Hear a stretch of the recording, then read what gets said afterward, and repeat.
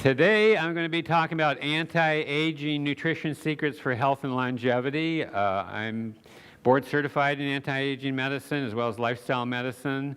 And also, I just became certified as a Blue Zone health professional just a few weeks ago through the American College of Lifestyle Medicine. And aging, I spell it here A-G-E-I-N-G. That's how they do it in Europe. I actually like that better. Otherwise, it's like agging, you know. But anti-aging. And we'll talk about the science of that. And we're going to talk a lot about this information. And you know, today we are in a healthcare crisis. I mean, you know, I am glad to see what's happened recently about what they call the Make America Healthy Again movement. Because I remember, even the last several years, you hear all the politicians talking about cheaper drugs, you know, get health care costs down, and insurance policies, and all this. But I'm thinking, well, and then when our president had Make America Healthy Again, I was thinking, well, what politician is talking about Make America Healthy Again? And all of a sudden, the now new administration that they're talking about it, I don't necessarily agree. I think they have some really good things about getting rid of a lot of these processed and ultra-processed foods and the sugars and artificial chemicals and all the junk. I don't necessarily agree with some of the things they are downplaying, saturated fats and some of the other things. But I think these new recommendations coming out I look at as drafts, as people and other scientists talk more about it, that they're going to get better, hopefully, because we are in such a crisis today. It's you have adult children or young children with adult diseases today, 7-year-old kids with type 2 diabetes. I remember years ago, not too long ago, a nurse telling me that their son, 13-year-old son, his arteries are blocking up, eating all the McDonald's foods and so forth, saturated fats and cholesterol. And so the thing is, there's a power in nutrition that we know today that there are things we can do to live a longer and healthier life, as Dr. Pauling says, and what we're going to talk about today. So our talk today is on anti-aging nutrition secrets. Now, when we look at the history and longevity, this is the American Academy of Anti-Aging Medicine, some of the things that I'm going to quote here. Back in 1796, the average lifespan in the United States was about 25. In 1896, it went up to 48. And scientists in the area of anti-aging, longevity, and all that are saying that, you know, many people could live to be 80 years old today as an average life expectancy. Actually, that's dropped now to about 78 now. So it's gone back a little bit here. But they're predicting that many Americans will these are anti-aging scientists, that people could live up to 120 plus before 2046. Now, this is interesting because the Bible talks about living to be 120 years old, and also scientists are saying that we have the potential genetically and physically to live to be 120 if we took better care of ourselves.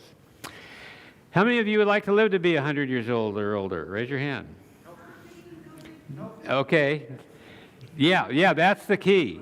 Now let me ask you this. If you can be in really good health and vibrant, how many would you like to live to be 100? Now, see, more hands.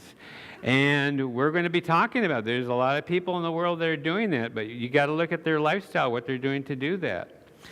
So let's talk about what is aging. Now, Webster defined it as the process of growing old or showing signs of growing old. Now, that's at that time, but now in today's modern world, you know, the idea of aging's changed some with the new technologies and the information now that we know about aging and what causes aging. And when we think of defining aging, people think of wrinkles, they think of sun damage, less hair or increased hair, depending on what it is, poor memory, lack of sleep, poor digestion, reduced circulation, chronic diseases, and much more. But the thing is, today there are things we can do in our own personal life to improve these things. And even externally, there's nice things you can put on your face to protect your skin against sun damage, and eating the right types of foods. Actually, they're internal sunscreens, by the way, that you can eat certain types of foods that will help protect your skin from being damaged from the sun. And there's two different types of ages. There's chronological age and biological age, often called health age. And chronological age is the number of days and months or years that a person has to be alive. Every year you get a year older, whether you like it or not. That's our chronological age. But then the biological age, or often called the health age, is the health and performance of a person's body systems, which is a predictor of longevity. And if you would like to find out what your health age, and I want to explain this, is someone could be, let's say you have someone that's 40 years old, and that's their chronological age, but let's say they smoke 2 packs of cigarettes every day, they are about 30 pounds overweight, they have high cholesterol, high blood pressure, they might be tending to have type 2 diabetes. Well, when you look at their whole lifestyle, the scientists have figured out, taking all these different factors, they can figure out what their health age is or what their biological age. Even though they're 40, they might be actually more like 50 based on the way that they're living. Now, let's say that same person lost all that weight to be an ideal weight. They quit smoking. Their blood sugars got more normal. And blood pressure went down.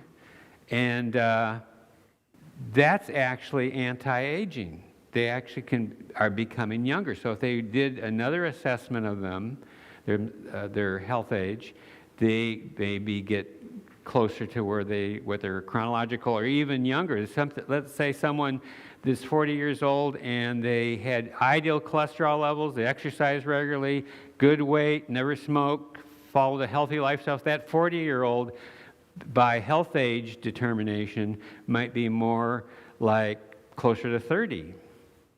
So if you would like to find out what your real age is, your health age, your biological age, you can go to this website. In this booklet, I talk about it. By the way, the booklet you have is like a summary of a lot of things I'm going to be talking about, and it has the website there.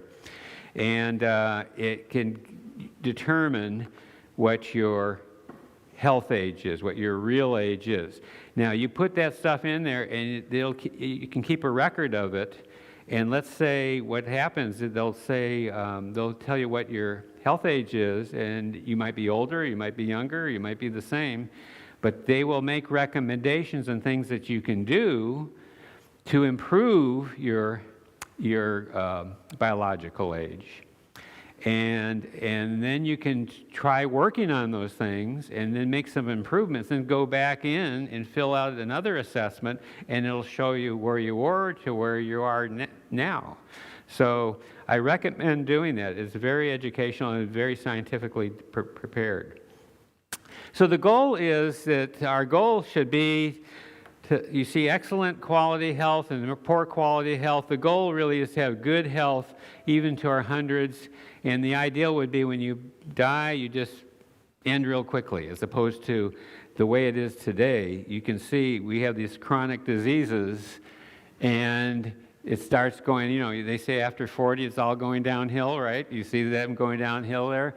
But then it drags on with illnesses and sicknesses and diseases. Well, if you could maintain a good quality life, being very healthy over a longer period, that's what we want. That's what we call health span. So there's lifespan and there's health span. The health span is really the most important. Jack LaLanne, who was a very good friend of mine, I knew him very well. We were good friends. I even exercised with him on his TV show. How many remember Jack LaLanne? Great. He lived to be 96 years old. I had actually dinner with him at his home about a year before he passed away. Unfortunately, he had a valve in his heart that had to be repaired because he's getting older and it wasn't working as well, and he wasn't quite the same. But up to the day he died at 96, he was still lifting weights and working out. So Jack Lane says the goal in life is to die young as late as possible. And it's interesting today, I think a lot of seniors are healthier than some of the younger people who are following unhealthy lifestyles. They have more time now to exercise and eat healthy and go to different places. And I have some friends here that they're in a senior center that you got them to eat healthy. But stand up, Elaine. This is Elaine French. She came, I didn't know she was going to be here today. I worked with her in Hawaii. And how many of you knew of Dr. John McDougall? Remember Dr. McDougall? He did a lot with our church, the Seventh-day Adventist Church, and he was a pioneer in lifestyle medicine. And Elaine and I worked with Dr. McDougall in Hawaii, and we read his manuscript, the first book he ever came out. He wrote many books on health and nutrition and so forth. And so it's great to see Elaine again. And Dr. McDougall was a proponent of lifestyle medicine and eating a whole food, plant-based diet for not just treating disease successfully, but even reversing it, such as diabetes and heart disease. Now, what is the definition of anti-aging? It's not that we're against aging, but there are things that we can do to slow that process down, or even reverse it, believe it or not. It means to stop, slow, or delay the aging process. And these are the rules from the American Academy of Anti-Aging Medicines, the rules of immortality. First, number 1, don't get sick. Number 2, don't get old. And number 3, don't die. Okay, if you can do that, you're following the rules of immortality. What are the recommendations from the American Academy of Anti-Aging Medicine? First of all, eat a variety of plant foods. Maintain a very healthy weight. You know, for many people, it's just losing that extra weight. They could be a diabetic, they lose a few pounds, and they've reversed their diabetes. They're no longer a diabetic. It's possible. It used to be they said you can't do it. You can control diabetes, but we know if you make big changes in your diet and lifestyle, you can reverse that process. 3, choose a diet low in fat and cholesterol. Well, that's also a diet that's eating more plant foods.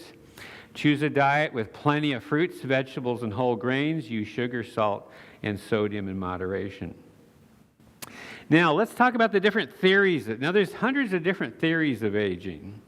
One of the theories is the caloric intake theory.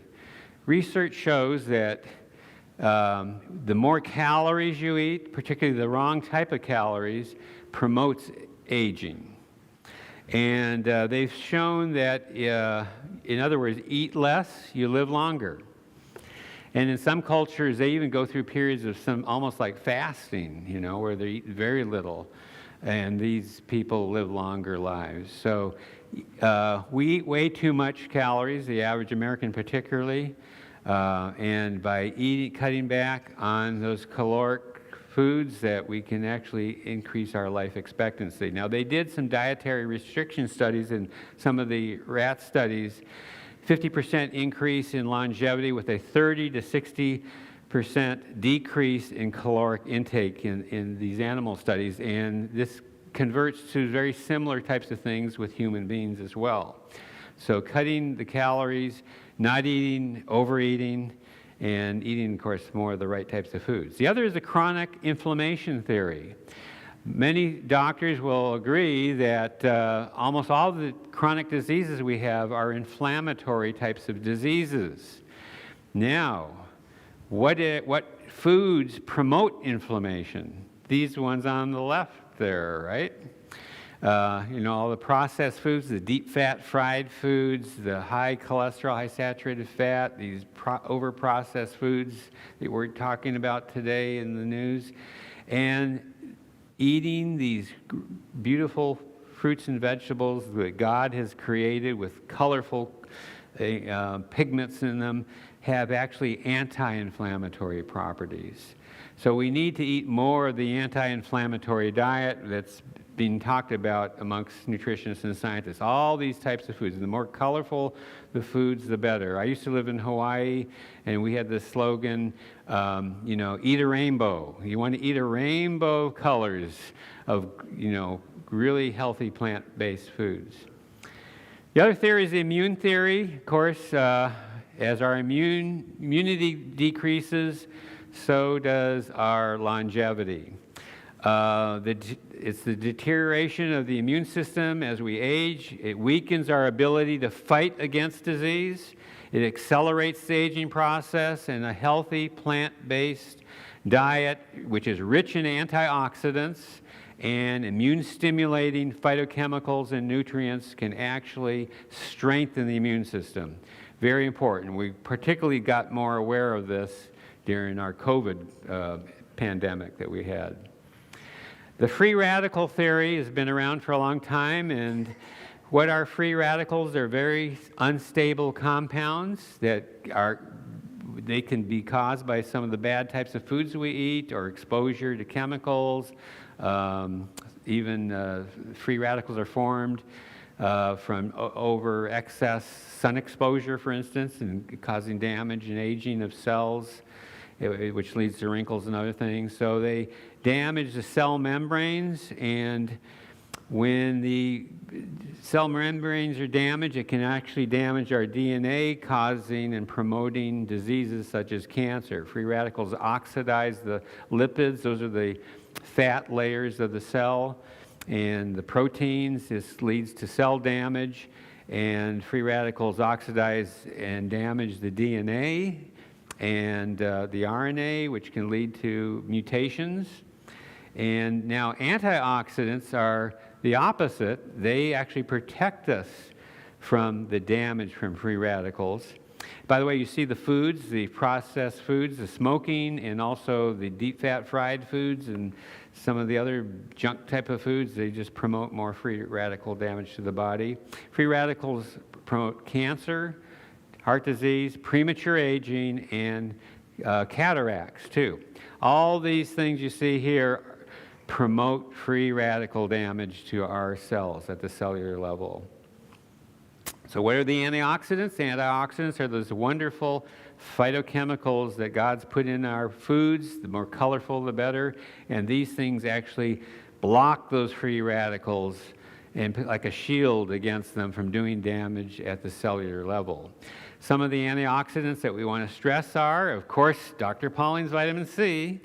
Vitamin C is a water-soluble antioxidant, so it gets into the water portions of the cells and protects any damage to the cells that way. And vitamin E is a fat-soluble vitamin, and that actually gets into the fat parts of the cells and tissues and so forth and protects us against damage from free radicals.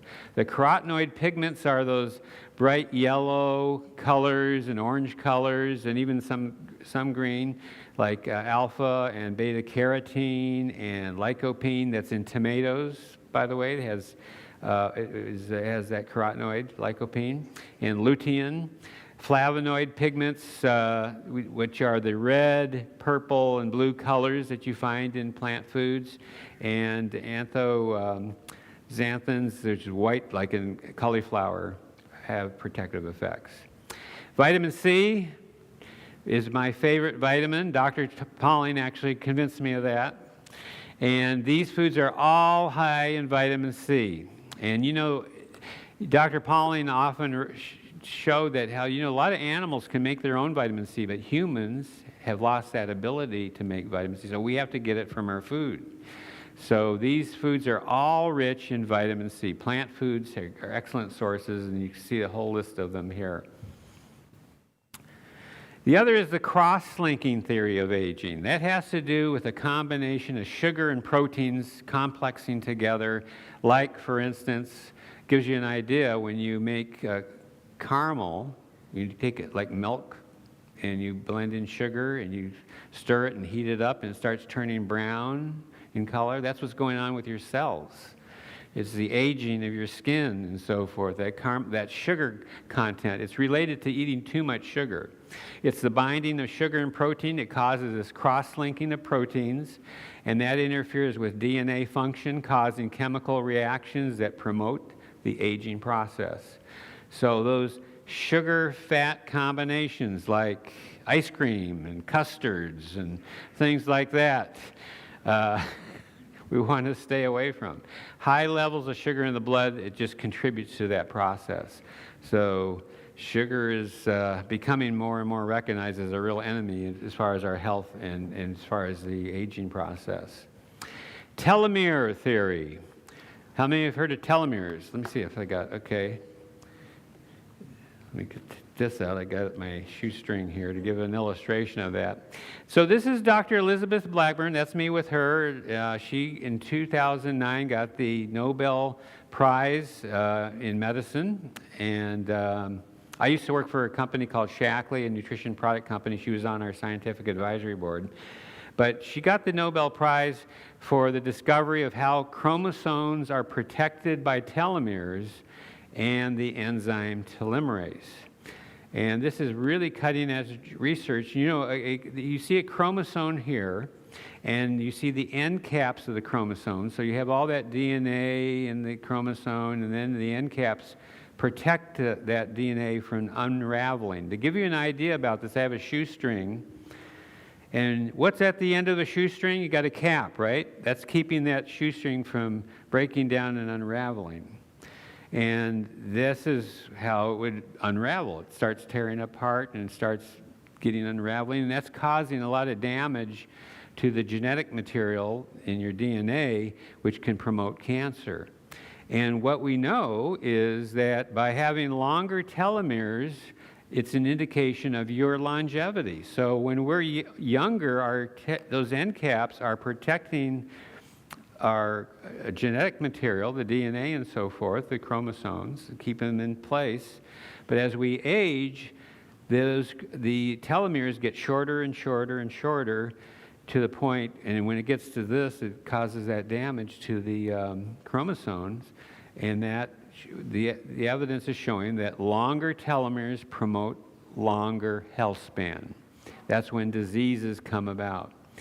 So the number of years we remain healthy, active, and disease-free by having longer telomeres. Shorter telomeres promote a shorter health span. So, what is a telomere destructive diet? Red and processed meats, saturated fats, omega-6 polyunsaturated fats. Now, there's omega-3 fats and there's omega-6. Too much of the omega-6 fats, many of your seed oils and so forth, they break down, they form free radicals, by the way, they do damage to the telomeres, or cause the shortening of the telomeres. Sweetened drinks and sodas, white bread. I always talk about the whiter the bread, the sooner you're dead. So eat more whole grain bread. Stay away from that white flour. Alcohol consumption, of course, causes destruction of telomeres. Now, what's a telomere protective diet? Plant-based, lots of fiber, vegetables, fruits, nuts, omega-3s, fatty acids, seeds, nuts, whole grains, whole foods, whole natural foods as God has given them to us in nature. And a diet that's rich in nutrients, antioxidants, and anti-inflammatories, and high in the omega-3 fatty acids. What's a telomere destructive lifestyle? Lack of exercise, too little sleep. You need to try to get at least 7 hours of sleep a day if you can. High stress. This is being shown more and more. When we're under a lot of stressful situations, that's shortening our telomeres. Telomere protective lifestyle. Get regular exercise, particularly aerobic type of exercise, any type of exercise that you can do, keep that body moving, getting good, adequate, restful, restorative sleep, and stress management. So healthy lifestyle changes promotes and increases in telomere lengths. Now, one of the colleagues that I have, and I know Dr. Elizabeth Blackburn, I know Dr. Ornish well too, they did research and they found that telomere lengths can increase by 10% in the study that they did in prostate cancer patients. They were on this study for 5 years, and they were on a whole food, low-fat, plant-based diet with moderate exercises. That's just 20 to 30 minutes a day of walking primarily, using stress management techniques. They use stress of some meditation or relaxation for Christians. It might be prayer and spending more time in meditative contemplation on spiritual things, along with social support. Very important. Social support is important, not being isolated from other people.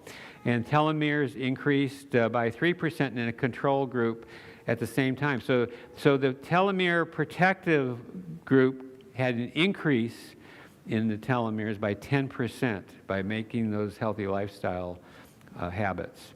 So healthy lifestyle changes promotes increases in telomere lengths. Aging starts at the cellular level, and our bodies are made up of cells, and aging occurs when there's damage to the cell at the very cellular level. The body's ability to generate new cells diminishes after many years, but there's one scientific truth. You know, there's so many aging theories, but it all boils down to this: regardless of what causes disease or aging, the final common pathway that there is the reduction of the water that's in our cells, intracellular water. Our cells begin to dry up, they lose their moisture. All the theories revolve around this one thing, is a loss of cellular water. And this is what we call the science of cellular water. Now, my good friend and colleague, Dr. Howard Murad, is really probably one of the fathers of this whole concept of intracellular water and the science of cellular water. He says that aging is a fact of life, but looking your age is not. Now, he's a dermatologist, and how many have heard of Dr. Murad or seen the Murad skincare products in some of the stores and so forth? He's a dermatologist, has all nice types of creams and things you can do to protect your skin and be younger. He works with the Hollywood stars. I worked with him. I was like his right-hand man for a few years, working with Dr. Murad. But he said the most important thing is what you put in here. You can put things on your skin to block things, but you got to put the right things inside your body. And so here's the concept. You see there to the left is a healthy cell. You can almost think of a grape. The water and the moisture is in that cell, and the cell membrane around it is in very good condition. Now, what happens when free radicals start damaging the cells, and as we age, we see a loss of that moisture, and when you have a diet that promotes inflammation, that's also causing damage to the cells, and you're starting to lose that moisture. And the cell wall, the cell membrane, it gets damaged, and we lose that. It's from a grape to almost like a raisin, right? You're losing all that moisture out of that cell. So the idea is that we need to do things in our lifestyle to build up that healthy barrier, that healthy cell membrane, and repair that cell membrane so that we can keep the moisture in the cells. So this is what the science of cellular water is, and all the theories of aging relate to this. So no matter what, if we increase our cellular water, it's increasing our hydration of the cells, which increases our chances to live younger and live healthier. So one of the things is this: we need to eat more raw fruits and vegetables. The water you eat may be more important than the water you drink. Now, if I told you I want you to drink 8 to 10 glasses of water every day, what's going to be happening? You're going to be running the restroom all the time and just peeing it out all the time.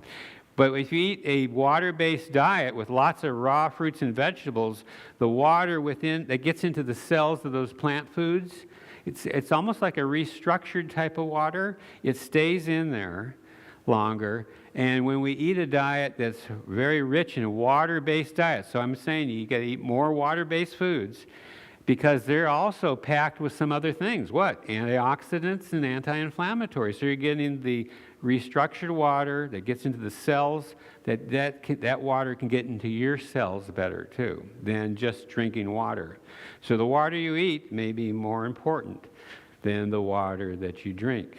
So I'm saying eat your water. And how do you eat a water-based diet? What kind of foods are you going to eat to get more water in your foods? Raw fruits and vegetables. Cooking you still get some benefit from the cooked ones too, but the more raw that you can eat, the healthier it is. So increasing cellular hydration is the path to wellness, longevity, and health. You eating your water, but what happens when you're under stress?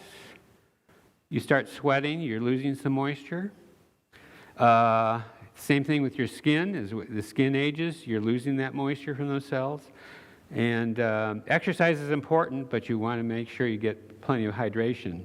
And so I'm emphasizing that try to eat more of a water-based diet, more raw fruits and vegetables, more salads. And if you cook, lightly cook, steaming, don't cook them to death. Youthful skin, looking younger, longer, that's all related to that. And there are things you can do, of course, from the anti-aging standpoint, to using sunscreens that can protect your skin against the sun damage is very important.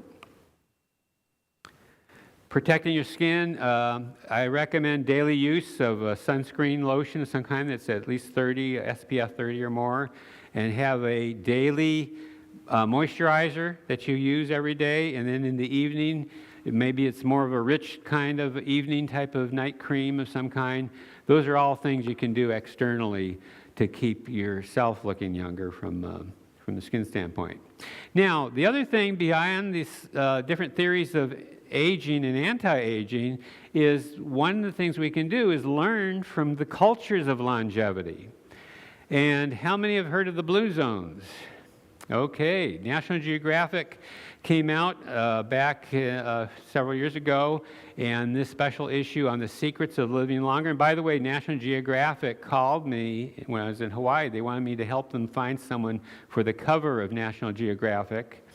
And because at that time I was also the health director for the Seventh-day Adventist Church in all Hawaii, and they had the photographer for National Geographic was going to come to Hawaii and wanted me to find a Seventh-day Adventist, because that's part of the blue zones of Loma Linda, in Hawaii, to take pictures of them to put on the cover of National Geographic. And I picked a woman named Oral Matthews, 86 years old, that body surfed every evening, Waikiki Beach. And I also had another couple on the island of Kauai as a Seventh-day Adventist couple. The husband was 105 and the wife was 104, perfect health, hardly any cholesterol. I tested them all. They liked the woman that was doing the body surfing better, and they came and took 2,000 pictures of her as she's doing that. And I kept on calling National Geographic and said, how's Oral doing? Well, it's coming down. We haven't made a decision, but Oral is looking really good, and there's another person we took a picture of too. And unfortunately, it turned out he was on the cover. She didn't get on the cover, and that's an Okinawan man standing on his head. And when she was a member of the Kailua, Hawaii Seventh-day Adventist Church, which I was a member of, and I showed the picture and said, unfortunately, Oral got beat out by this Okinawan man standing on his head. And right in the middle of the church service, she stood up and she said, well, if they would have told me, I would have stood on my head too. She did get her picture in the Spain edition of National Geographic. It wasn't on the cover, but they did have a little story about her in that. So the blue zones are regions of the world where the healthiest and oldest living people live. And the reason they call it blue zones is as the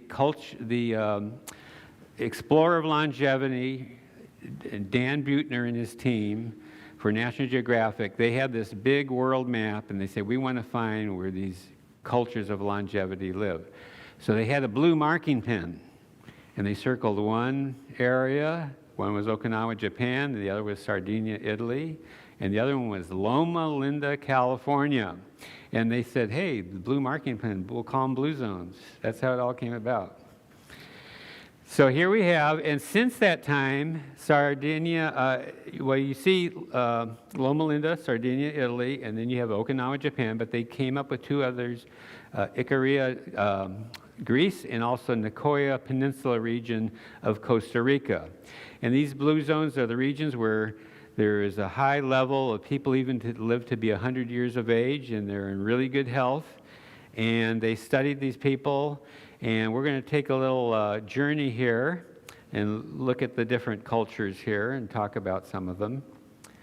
And the first is Okinawa, Japan, and a lot of centenarians that lived to be very healthy in Okinawa, Japan. In fact, there was a book that came out a while on called the Okinawa Diet Plan, where they studied the people of Okinawa that lived to be over 100 years of age. And Bradley Wilcox, who I got to know in Hawaii, he ended up spending time in Hawaii studying people that were older in Hawaii, and he was one of the researchers for this. And they analyzed the different aspects of their diet, why these people live so long. And they're very active, do a lot of exercise. And these are some of the centenarians here that are, these guys are all over 100 years old right here. And when they look at their diet, they found out it was a low-calorie diet. Actually, in Okinawa, they have a concept of trying, when you eat your meals, try to eat only 80% full. They don't believe in overeating, just about where you're just a good level, about 80% just satisfying your diet, your hunger and so forth. They eat a plant-based diet, mostly unrefined carbohydrates. It was low protein. It was not the high-protein diets that you hear people talk about, and it's low in sodium. 9 to 17 servings of vegetables a day in their diet.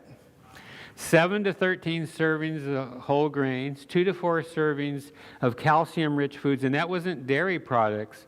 That was in green leafy vegetables, and they eat a lot of seaweed there too, which is also high in calcium.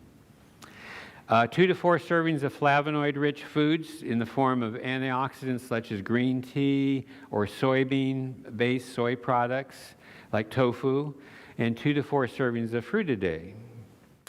They eat very little protein. Only about 10% of their calories comes from protein, and it's primarily plant-based protein. They do have some fish and a little meat, but small amounts. Eat very little sodium. Eat sweets infrequently, not a lot of high sugar diet. Lots of water, little or no alcohol, and cooking with more healthy types of oils when they do use oil. Now, this is interesting. Here you have an Okinawan diet on the left there, 280 calories, and you have an American diet on the right, 280 calories. Now, in the Okinawan diet, you're going to have some stir-fried vegetables, you're going to have some rice, you have miso soup, and it's much heavier with the quantity of foods compared to that one cheeseburger on the other side. Which is going to fill you up most? The Okinawan. A cheeseburger, wait a minute, I want a chocolate shake with that and some French fries and a piece of apple pie to fill you up on that. That's not going to fill you up like the Okinawan diet. So the other blue zone was over in this region of Sardinia, Italy, and they have a high concentration of people that live over 100 years of age. They have less stress due to their outdoor activities. They're very much out in nature. They do, a lot of them are shepherds. Mediterranean diet. So they have lots of vegetables. They have their own gardening. They do eat some meat, but the low level in comparison to the United States.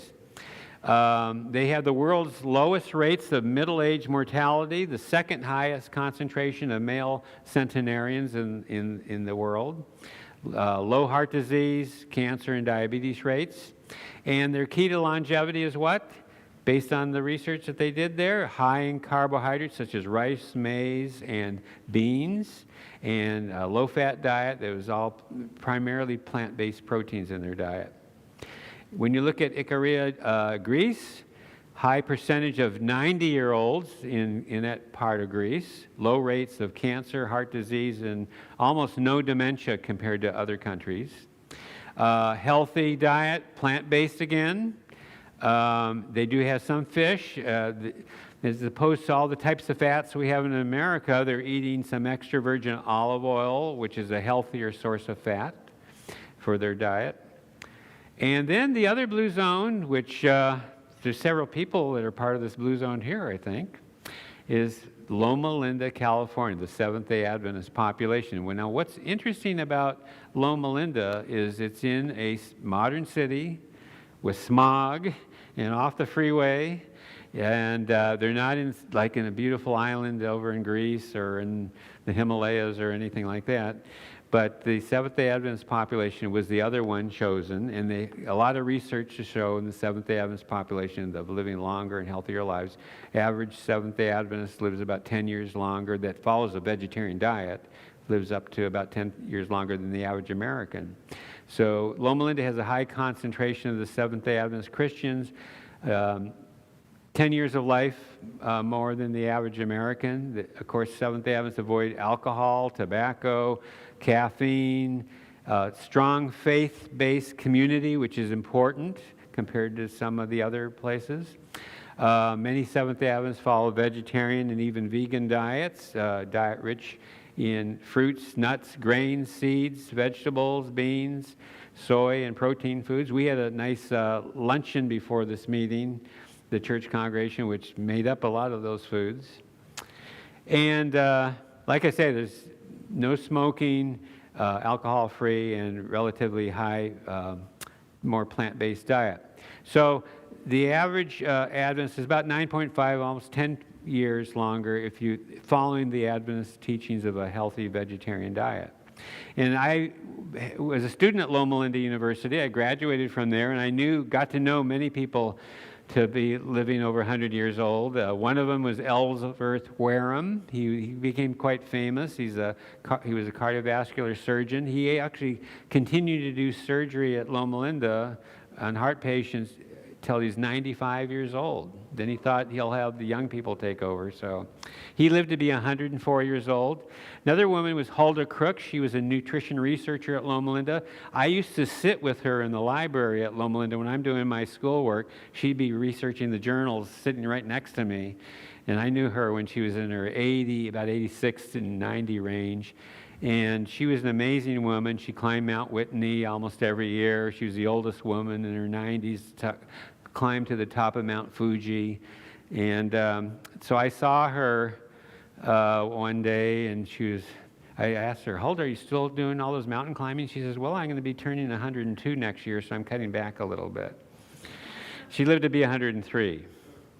And Jack LaLanne. Now, the reason I have Jack LaLanne in here is because he was raised Seventh-day Adventist. His mother was a very devout Seventh-day Adventist. He went to a Seventh-day Adventist Academy for a period of time. And he always said that exercise is king, nutrition is queen, put them together and you have a kingdom. And there I am with Jack LaLanne. We were at a friend's wedding one day, took that picture.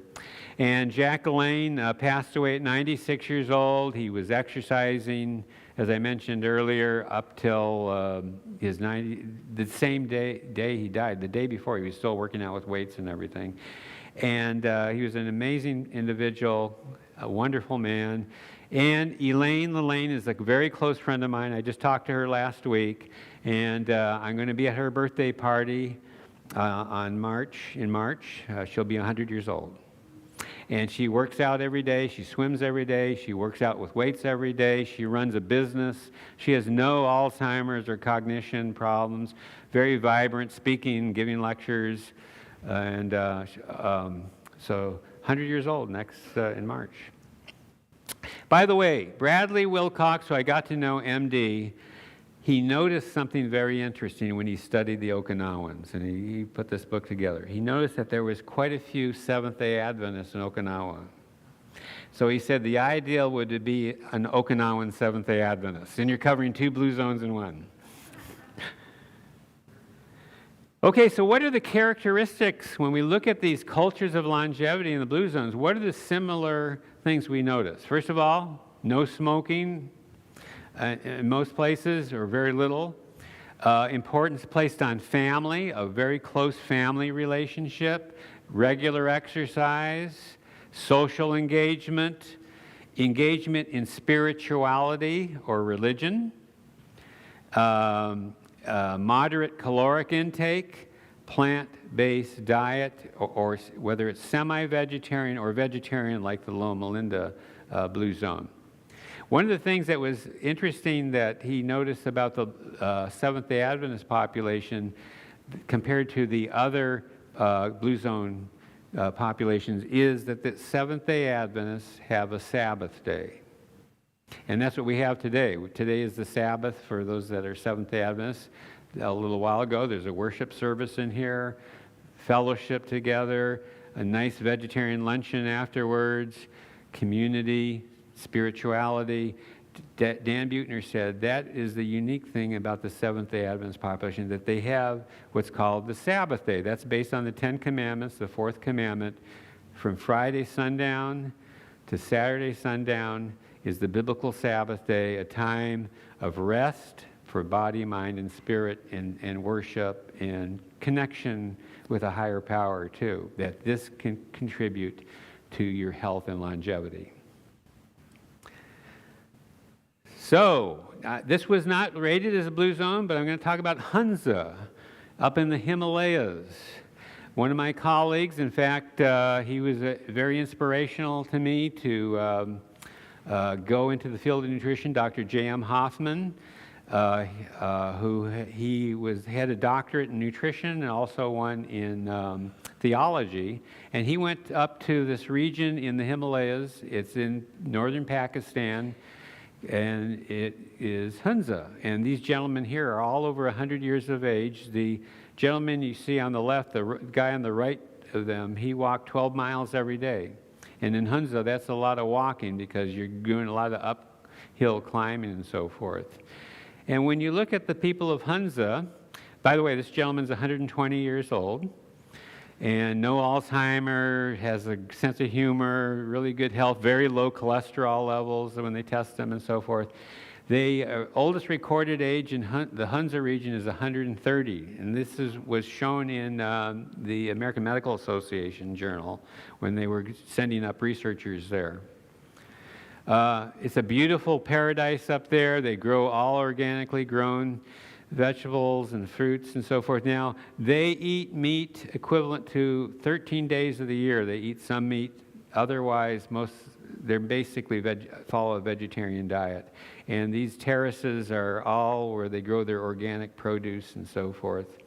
And when you look at the Hunza diet, it's primarily apricots. They eat apricots every day, whether they're fresh or dried. They even eat the pits of the apricots. Now, at one time, there was some, because they don't seem to have any heart disease and any cancer there, and they thought the cancer was connected to eating the pit in the apricot. That was where the compound they called Laetrile was found, and some of you may remember back in the 70s they were talking a lot about that as an anti-cancer agent. But mulberries, grapes, oranges, apples, a lot of wonderful fruits, a lot of green leafy vegetables in their diet, potatoes, carrots, squash, turnips, cabbage. They eat only whole grains, no refined grains. Buckwheat is one of them, and millet and rice and wheat. They ate all types of beans and peas and nuts and a lot of garlic as well. As I said, apricots are a main staple in their diet. They actually would take the apricots and they dried them on the rooftops of their homes and so forth, sun-dried. And during the winter months, when they couldn't get the fresh apricots, they would eat the dry apricots. And they had the kernels of the apricots, too. They did use some apricot oil in their cooking. Not too much because it's very perishable. They would extract it from the seed, but it could turn rancid quite fast, so they didn't use a lot of it. And this is their chapati bread, kind of like the pita bread, just made with whole wheat flour and whole grain flour. 80% of their diet of their vegetables, I should say, were raw and uncooked. And the ones that they did eat that were cooked were lightly cooked. So here again, that kind of goes to that idea of eating more raw fruits and vegetables for the intercellular water concept. Animal products account for only 1% of their calories. They did have some milk, butter, and cheese from goats and sheep and yaks a little bit. They say 3 ounces of meat per month, but actually most of the meat was done during these religious holidays. That was like 13 days in a year, and the rest of the time they're essentially a vegetarian diet. So the research based on my studies and from looking at all this is really eating a whole food, plant-based diet, often referred to as a vegan diet. Now, I distinguish between whole food, plant-based diet and vegan is that some vegan diets aren't healthy. You can be a vegan and just have Coca-Cola and potato chips, right? Or you can have those vegan donuts that you see. Everyone says, wow, vegan donuts. But all that's ultra-processed, that's unhealthy. So actually, it's a vegan diet that's whole food, plant-based is really the ultimate type of diet from an anti-aging and longevity standpoint based on the research that we find today. So we're going to talk about some anti-aging superfoods. I'm going to go through this very quickly.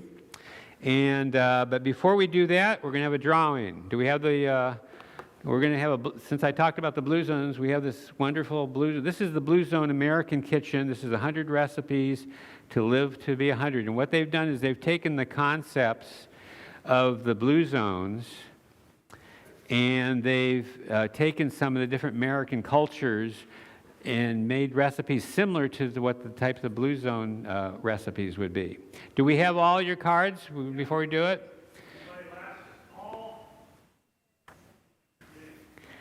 Okay.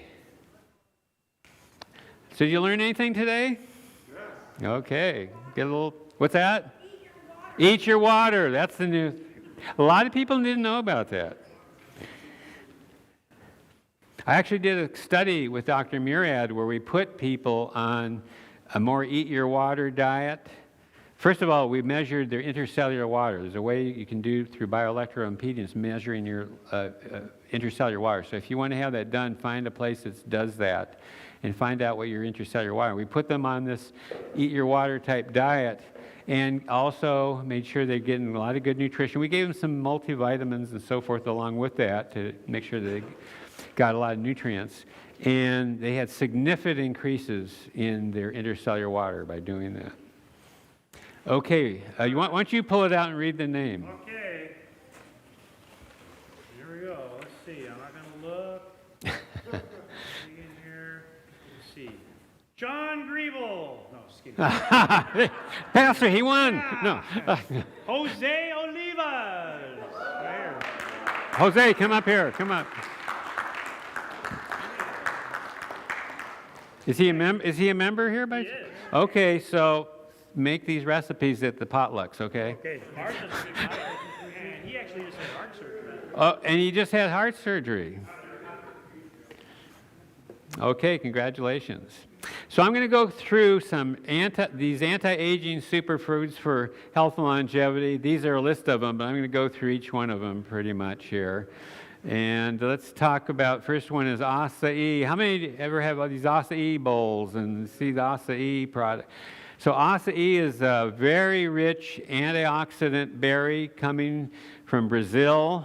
It's interesting, these guys were surfers in Brazil. I met them, actually. They were Brazil, and they were doing a lot of surfing in Brazil, and they saw all these acai bowls they were eating over there. And this is before Americans even knew what it was. And they thought, hey, here's a good business opportunity. So they started importing it and made a whole big business out of acai. And now you see it in a lot of stores and acai bowls. And Nicholas Perricone, who's an anti-aging doctor and also a dermatologist, said that acai is really one of the top 10 superfoods that you can eat. Acai berries are definitely a superfood because they're rich in antioxidants. And by the way, some of the acai things have some sugar added to it. You can get the non-sweetened acai is probably better. They combat premature aging, combats free radical damage, and studies that have been done on that. Sources of anthocyanin flavonoids, these are the bright purple colors, pigments that you find in them. And they are believed to prevent heart disease. In the Journal of Agricultural and Food Chemistry, it showed that acai extracts reduce the risk of cardiovascular disease and cancer.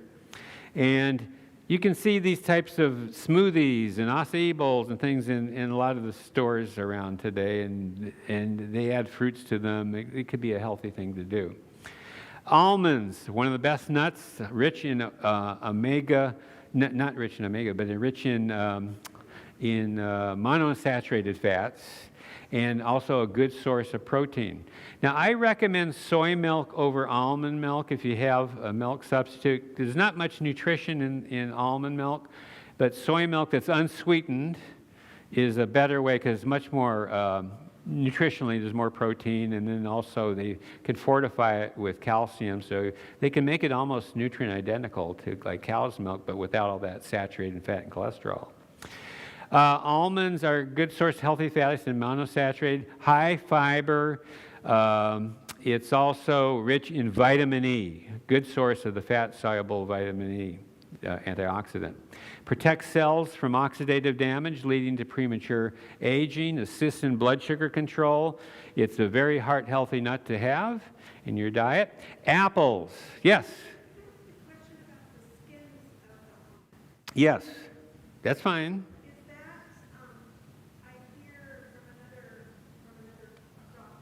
What's his name? I can't remember his name. He's got gray hair. Yeah, he's.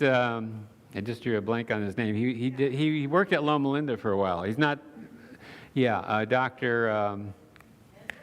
Which one? I couldn't hear it. Gundry. Yes, Dr. Gundry. Yeah, that's right. Dr. Gundry, when he first came out, he was saying some good things about the berries and proanthocyanins and all that, but he's kind of got off onto the lectins and don't eat beans and all that. That's the one thing I forgot to mention. The one food in the blue zones that they saw that was common in all the blue zones was beans. Now, he said that they have lectins in it and it's not good and this and that and other, but the thing that's disproven because of these cultures of longevity. Beans are one of the main foods that they eat. So I disagree with him. I think the skins on the almonds are fine. That's more fiber. And the main thing is when you have a real balanced richness of all types of plant foods, that's a healthy thing to do. If you just ate almonds by themselves, that's not healthy. But eat the skins. Go ahead. So apples, I do have to mention something about apples, though. If you eat apples, eat only organic apples and organic apple products because they are listed on the Dirty Dozen. An apple a day keeps the doctor away. You've heard that. Well, apples have polyphenol antioxidants that are very heart healthy. They protect against free radicals. They maintain good health. Pectin is the type of fiber that's in apples. Pectin is a water-soluble fiber that helps bind cholesterol in the digestive tract so you don't reabsorb it into your bloodstream to raise your cholesterol. So pectin, and I've worked, when I was a nutritionist for Shackley at that time, we made a fiber supplement powder, and we used pectin, and that really helped to lower your cholesterol. So that fiber in apples will lower particularly your LDL, the bad type of cholesterol, and can help you control blood sugar. Now, this was an interesting French study that was done in apples. Eating 2 apples per day resulted in an average drop in cholesterol levels by 10%. Now, a 10% drop in cholesterol equates to a 20 to 30% drop in risk of heart disease. So that's pretty significant. Apple eaters enjoy lower risk of tumors, lung cancer, and cardiovascular disease. This was in the Nurses' Health Study. And in one study done at the Mayo Clinic, it helped to prevent the growth of prostate cancer cells. So use only organic, and this is why you see all the baby foods today, the organic baby foods, because they're concerned about the pesticide residues in apples. So it's one of the 12 foods that's most contaminated by pesticides, so eat only organic apple products and do that. That's better. Apricots, the food of the Hunzas, rich in these beta-carotene, very high in potassium and fiber, protects against free radical damage, helps maintain healthy skin, and of course is the staple of those long-lived Hunza people. Blueberries I have every day in my diet. I make sure to do that, whether I put it in a smoothie or on top of my oatmeal. I think blueberries are a real great anti-aging food, rich in anthocyanins and flavonoids, can help fight that free radical damage. It strengthens tissue and blood vessels, protects eye health, wards off varicose veins, and protects against heart disease and cancer. Blueberries contain a substance that prevents carcinogens that are binding to DNA in cells, so that's important too. And we think of it, blueberries as kind of the brain health food too, slowing and reversing age-related brain decline. Broccoli, my favorite vegetable. I know President Bush, the old President Bush, didn't like broccoli. He said that, but I think it's good. It's like eating broccoli is like throwing cancer bombs into your body. So eat that broccoli, and it's a rich source of calcium. You know, you can get a lot of calcium out of green leafy vegetables and foods like broccoli. Also a good source of vitamin K. Both of those nutrients are helpful in building strong bones. Prevents cellular degeneration, rich in flavonoids. Sulforaphane is the anti-cancer compound that you find in that. And Dr. Emily Ho, who is the director of the Linus Pauling Institute, is an expert on sulforaphane. She speaks a lot about broccoli, and she's big on growing your own broccoli sprouts because you can get more sulforaphane if you do these broccoli sprouts. Contact Linus Pauling and find out how to make broccoli sprouts. Dr. Ho is real good on that. Also, these indole compounds, which have anti-cancer properties. And of course, broccoli is one of the foods that is an anti-inflammatory food. So cruciferous vegetables as a group have anti-cancer properties. Broccoli is one of them. Cauliflower is also another one. Cabbages are also. They contain compounds that stimulate enzymes that break down cancer-causing chemicals. That's the idea.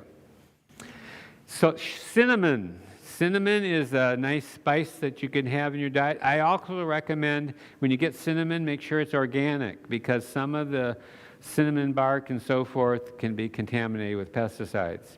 It's traditional remedy as for fighting against gas in digestion. Anti-inflammatory compounds helps with maintain stiffness in muscle joints. It's a carminative, so it's it helps to relieve gas. By the way, how many remember Nathan Pritikin? Nathan Pritikin used to recommend use cinnamon powder instead of sugar when you sweeten things because it has kind of a sweet flavor. And then at the same time, it has some anti-diabetic properties that can help control blood sugar. You don't have to write this down, methyl hydroxycalcone polymer. Don't have to worry about that. But it increases glucose metabolism in cells and mimics insulin function. This is according to the American College of Nutrition Journal. Citrus fruits are all good sources of vitamin C and different bioflavonoids. Even within the skins of them, they have these bioflavonoid compounds that's important and helps in have antioxidant property, but actually helps in the better absorption of vitamin C. And they contain anti-inflammatory properties as well. Anti-cancer foods, they contain what we call limonoids, which inhibit the activation of cancer cells. Concord grapes, Concord grape juice, Welch's grape juice is very good. It's a pharmacy of nutrients, life extension properties. It has resveratrol in it, is one of the antioxidants that's been associated with heart health. By the way, Welch's grape juice really pioneered a lot of things. Dr. Welch, who was a physician, he was a dentist and a physician, he was a Baptist, and he wanted to come out with a non-alcoholic wine for communion services.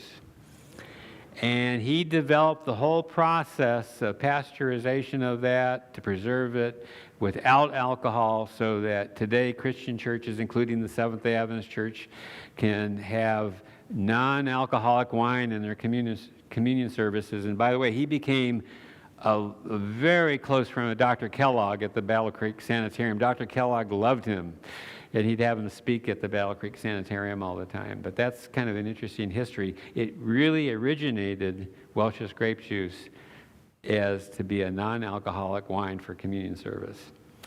And these, it's rich in polyphenol antioxidants and a source of resveratrol as well. Anti-aging, Concord grape juice slows the development of cancer, coronary heart disease, and Alzheimer's disease. And it's mainly the antioxidants are concentrated in the skins and the seeds of the grapes, and that gets into the juice when they blend it all up. Flaxseed, this is the omega-3 source of fatty acids that you don't have to get it from fish. You can get it from flaxseed, but when you do have flaxseed, to get that omega-3, you need to grind it up, because otherwise those seeds are just going out and you're pooping them out. So they provide lignans and omega-3 fatty acids, both to help may lower the hormone levels and slow tumor growth. So omega-3s are very important, and it's an important constituent of that cell membrane to keep that water within your cell. It's believed to help in controlling cholesterol levels, rich in dietary fiber, and has anti-inflammatory effects. Garlic, I spent 2 years of my career studying garlic, because I had to develop a garlic supplement for those that don't want to eat garlic all the time. And garlic is a really important food in your diet. How many like garlic? Okay, almost everyone says that. It promotes cardiovascular health. By the way, a lot of the original studies on garlic for cardiovascular health and anti-cancer properties of garlic were done at Loma Linda University by Dr. Benjamin Lau, a good buddy of mine. He's no longer around with us, but he was a good friend. Lowers blood pressure. Now, one of the reasons they think it lowers blood pressure is, for some people, stress causes high blood pressure. Have you heard that? When you're under a lot of stress, your blood pressure can go up. So, and a lot of times stress is caused by people problems. So when you eat garlic, many times you keep people away from you, and that might be the mechanism. We're not sure. It lowers heart disease risk because of lowering the cholesterol, and improves immunity. And by the way, several years ago, the National Cancer Institute developed a pyramid of the best foods against garlic. The best food would be at the top, and then underneath they would have a lot of other foods that would had anti-cancer properties. They had developed this pyramid because they needed to define which foods they were going to study for anti-cancer, because you could spend a lot of money doing cancer research studies, so they got to find out which is the best food that would be at the top, and then they'd have all these other foods down below, and they'd decide which ones to study and research for cancer. Garlic was the one at the top. Garlic contains organic sulfur compounds. Now, it's the odorful compounds in garlic that have the health benefits. So you don't want to, and then when I was developing a supplement for people that wanted to have it every day, but they didn't want to eat it every day, you had to retain those garlic compounds that had odor, because there's some companies that would deodorize their garlic, and that's losing all those properties. So those compounds are actually contribute to the health and anti-cancer properties. Ginger. Ginger is a great spice for digestion. It's a natural remedy, as a digestive aid. Remember when people had upset stomachs, what did doctors used to tell them to drink? Ginger ale. Now, I think some of the ginger ales today don't even have ginger in it. I think it's artificial. But if you have some real ginger ale or something, that might be good for you. And then they have the Chinese would have the ginger candies, right? And that's actually something to help avoid seasickness also. And for women that have, digestive problems and have nausea during pregnancy, it can be beneficial. It has antioxidants and anti-inflammatory properties. Goji berries is one of the richest nutrient-dense foods on the face of the earth. Been used in Tibet for 1,700 years plus. Traditional Chinese medicine remedy for longevity. Often you see in the Chinese herbal formulas, they'll throw in some goji berries in there. One of the most nutrient-dense foods on earth, as I mentioned, 18 different amino acids, 21 different trace minerals, some essential fats in there, carotenoids, vitamin C, and fiber. So it's got a lot of these antioxidants, the carotenoids, the beta-carotene, zeaxanthin. It protects cells and DNA from free radical damage and protects against heart disease and cancer. So get some goji berries and throw them in on your salads and put them into your food. These polysaccharides, these are certain types of carbohydrates that are found in goji berries, have actually activate immune cells. Kale has become very popular in recent years. Of course, a rich source of calcium, very rich in many nutrients, source of beta-carotene, vitamin C, and vitamin K. Plant source of calcium that's much more absorbable than the calcium that you would get from dairy products or milk. And loaded with just a lot of different antioxidants. It also has lutein in it, which is very protective against, helps with eye protection against UV radiation and so forth. Mangoes. I used to have a mango tree in my backyard when we lived in Hawaii. I got 10 minutes left. I have to finish this lecture. Packed with nutrients, vitamin C, vitamin A, and a lot of antioxidants. It has anti-cancer properties and can boost immunity as well in studies, and has some beneficial for eye, skin, and hair health too. Mushrooms have some different types of compounds in them and carbohydrates that have anti-cancer properties, and some of the studies have shown that it could decrease your risk of breast cancer, stomach, and colorectal cancers. It stimulates the immune system and prevents against DNA damage. Oats, I love oats. I try to have oats regularly in my diet, almost every day in some way. They are a very good source of soluble fiber, this type of fiber to help you lower your cholesterol, and have some polyphenol antioxidants in them as well. Studies show that it can reduce the bad type of cholesterol, LDL cholesterol, as well as total cholesterol levels. And it can improve blood sugar. Don't believe all this thing that's saying, oh, oats are the worst thing you can do for if you have diabetes. There's some people saying that. That's totally false. The studies that have been shown, it actually can help keep that blood glucose under control. Increases because of the fiber, you feel more full. It's a really hearty breakfast if you have it. And so there's just a lot of benefits with oats. I recommend, if you can, get Steel Cuts oats, because it's just that they have fewer absorbable calories, and because you're getting the whole oat more than just the rolled oat.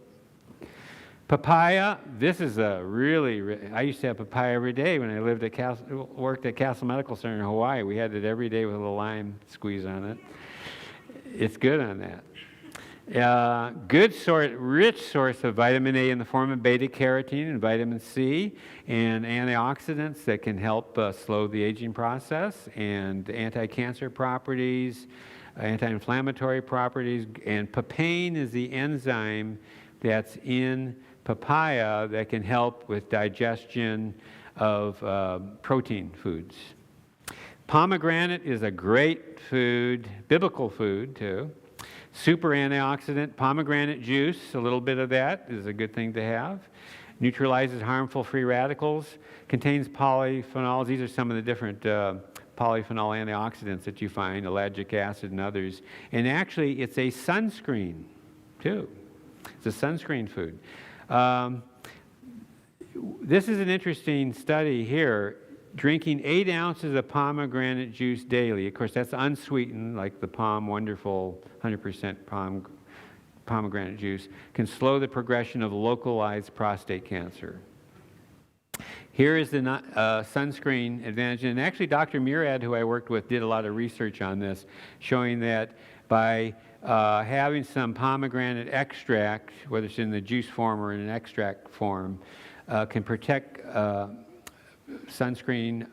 When you take sunscreens, it could actually boost it by about 23% in protecting you against UV damage. Now, soybeans, controversial, right? People say, oh, soybeans are bad, you shouldn't eat them. Well, actually, soybeans don't promote cancer, and they don't have estrogens, they have phytoestrogens in it, which is a totally different thing that actually protects you against different types of cancer, like breast cancer. So soybeans have cancer protection against breast cancer, colon cancer, rectal cancer, lung cancer, and stomach cancer. Soybeans are healthy, used by Asians cultures for thousands of years. They contain isoflavones, that's the phytoestrogens that may encourage the growth, compared to discourage any growth of cancer, breast cancer. Provides essential amino acids, a great source of protein, and no cholesterol. And one thing soybeans has, as I mentioned in the cellular membrane, you want to keep strong.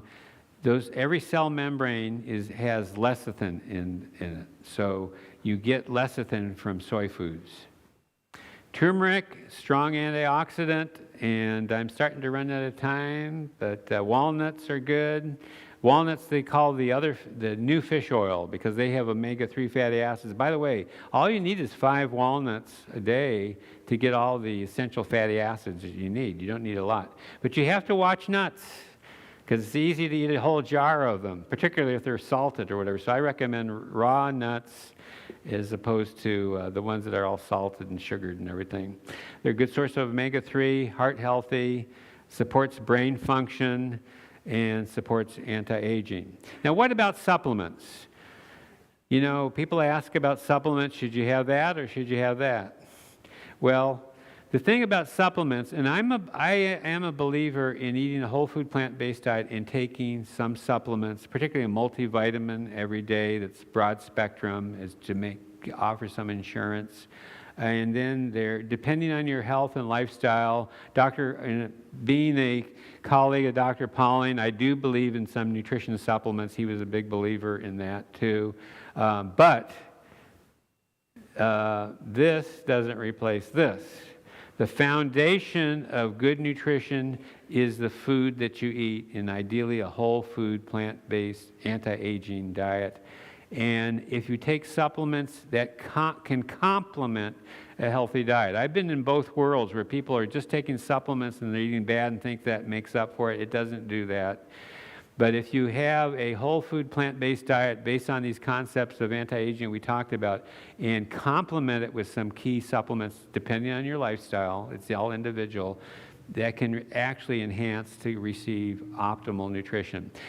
When you're on a whole food plant-based diet, there are some supplements you need to really think about, like vitamin B12 is one of them, vitamin D.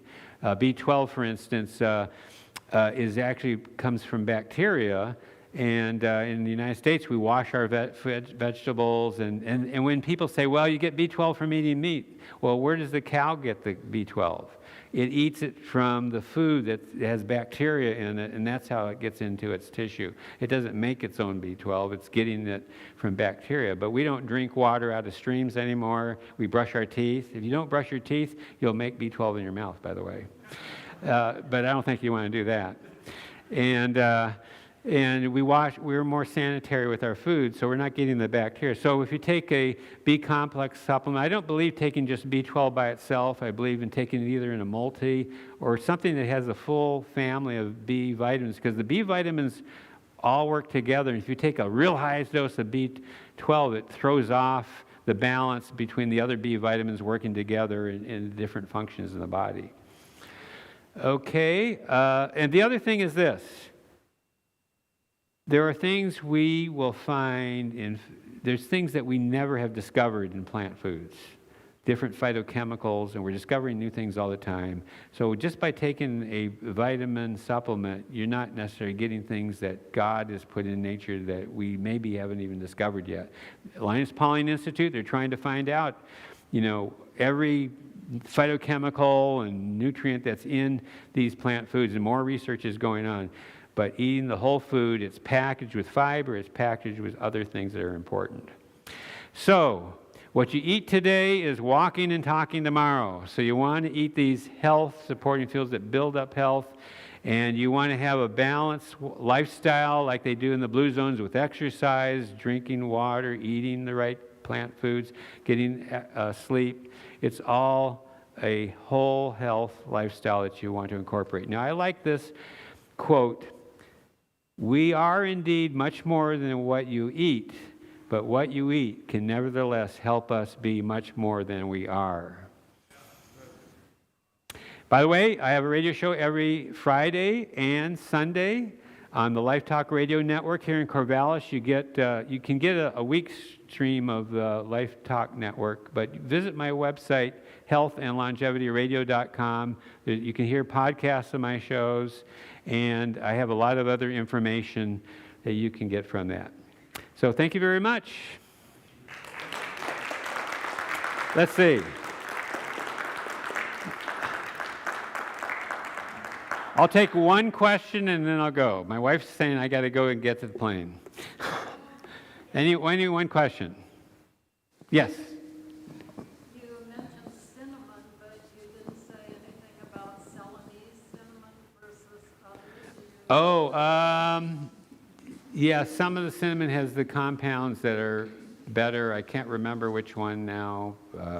Celanese is supposed to be the best one. It has more of the benefits from the blood sugar control and so forth. Yeah, that's true. Okay, one more, and then I got to go. Just a quick question.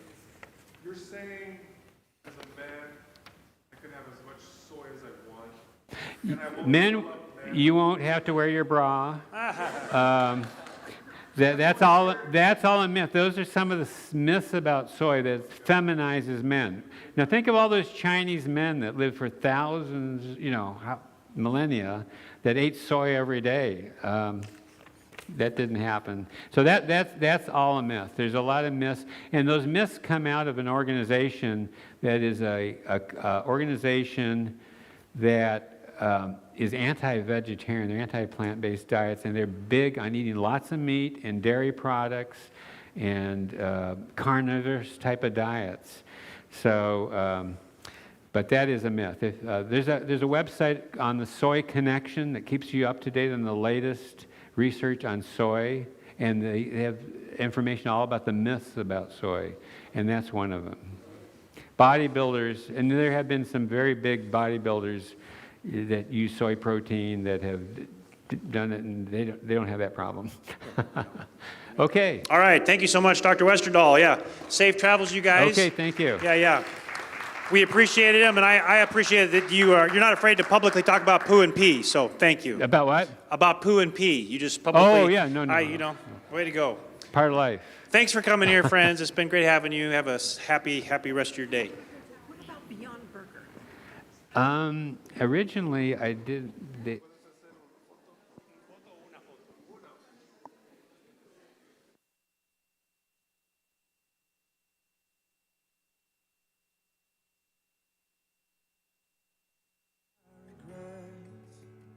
And the devil roars his empty threats. I will preach the gospel to myself that I am not